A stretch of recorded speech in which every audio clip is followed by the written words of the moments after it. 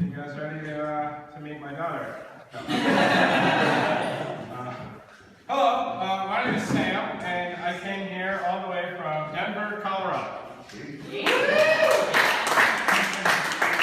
For this trip. Now, I came from Denver, and people always ask, so I'm just going to tell you right now, I don't have any.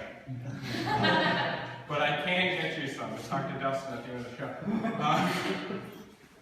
I came here from Denver, and I live in a town called Boulder, is a part of Colorado that's about 25 square miles surrounded by the rest of reality.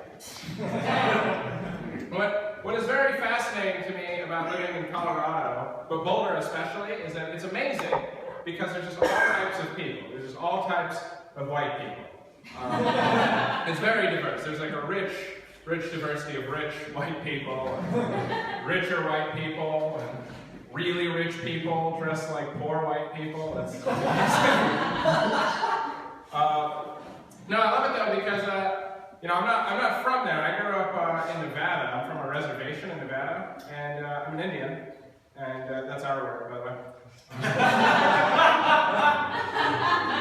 So I'm Native American, and I moved to Colorado so I could, I could see a new world. I could see something new because growing up on the reservation wasn't always the best. But it's fascinating now because, when I meet people, they don't see me as Native. They don't see me as Indian. They just make guesses. They're like, oh man, you're a weird-looking Mexican.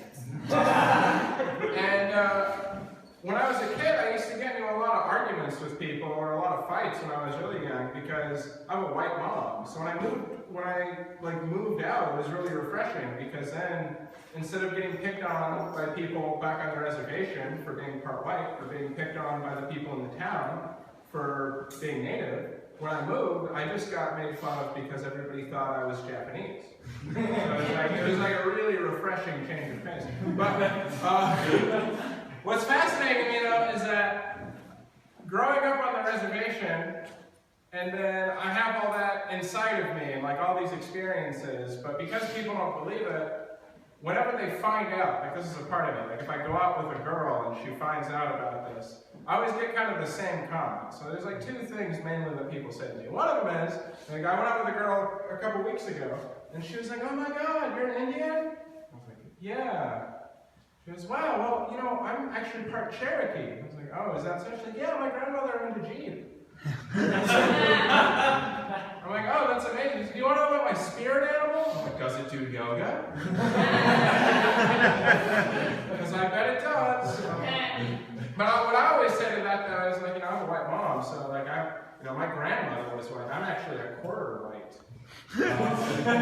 And I relate to that. I'm a quarter old white person. I relate to that. For instance, old white people say stuff like, get off my lawn. And I kind of feel the same way. Just get off my land. What's really annoying, though, is that there's other people that they just hear that and they go well, you don't look like an Indian. Like rednecks or something, they don't believe it because I don't fit this stereotype that they have in their head. I'm not wearing a headdress. In fact, I don't even have a headdress. I just have one feather.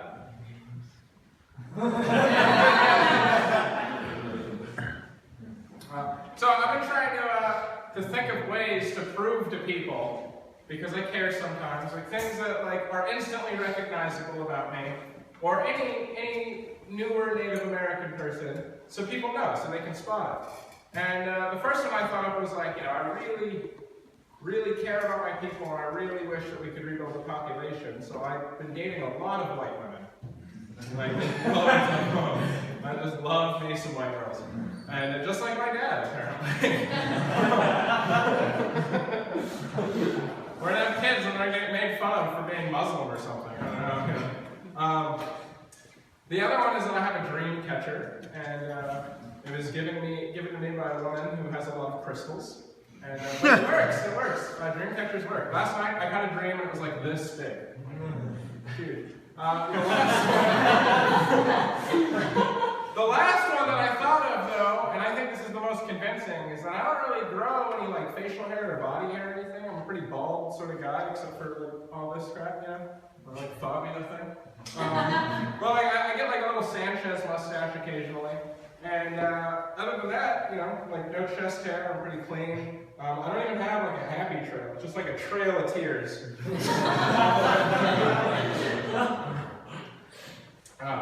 But it's interesting being a member of like I don't know.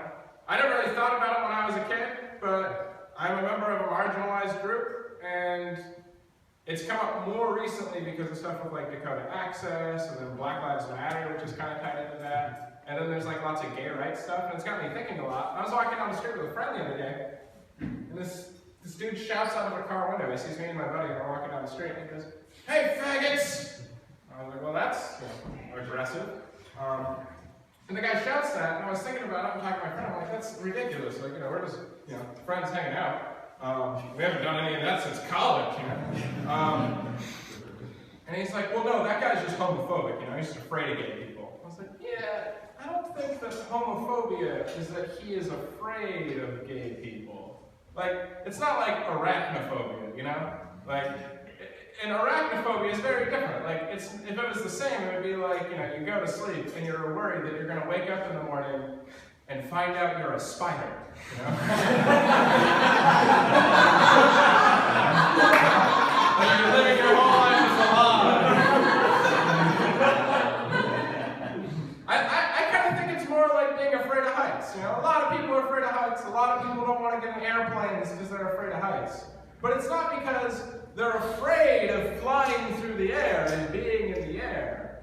They're afraid of falling from high in the air and landing on another guy's cock. That's what homophobia is. So watch your step.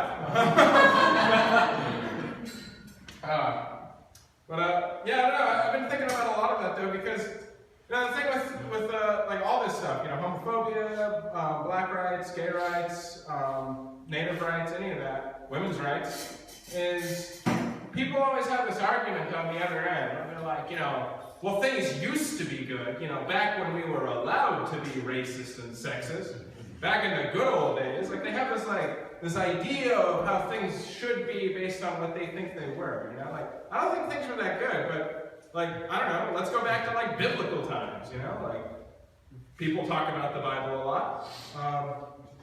If the Bible came out today, I don't think it would catch on the same way. I think that people overall, it's not that like, you know, people don't have a need for religion, but I just think that people think a little bit more and, you know, they have different ideals. And they also have no attention span. So, like if you had the Bible come out today, you would need it to be really gritty, you know?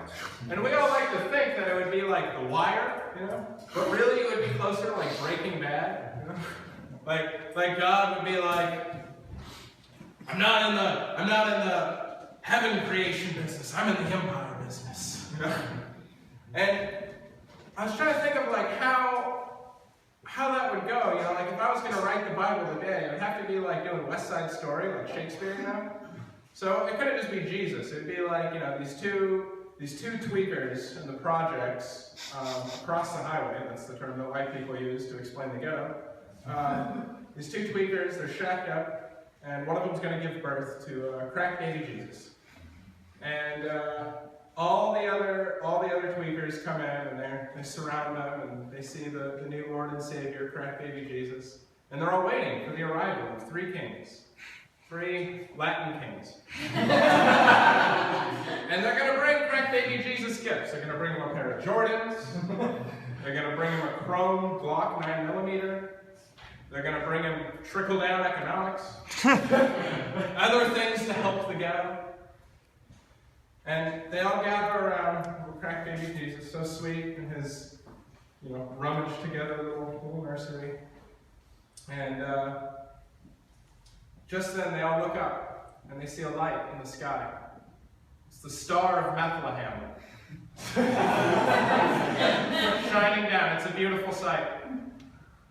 And then it gets brighter and closer and louder. Because it's a police helicopter spotlight. And everybody fucking scatters. Alright, I'm just about out of time, I think. But, I don't know. Thanks for having me, guys. Yeah, you guys having a good time with the comedy show?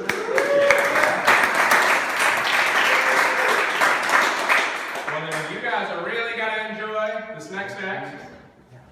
He is the person that is putting this whole thing on, as far as I'm concerned. He's the person that I asked on Facebook if I could be in the show today. Comedy is very serious business. We do business over Facebook, like adults. The next act, ladies and gentlemen, is Dustin Meadows. Please give it up for him. Thank you.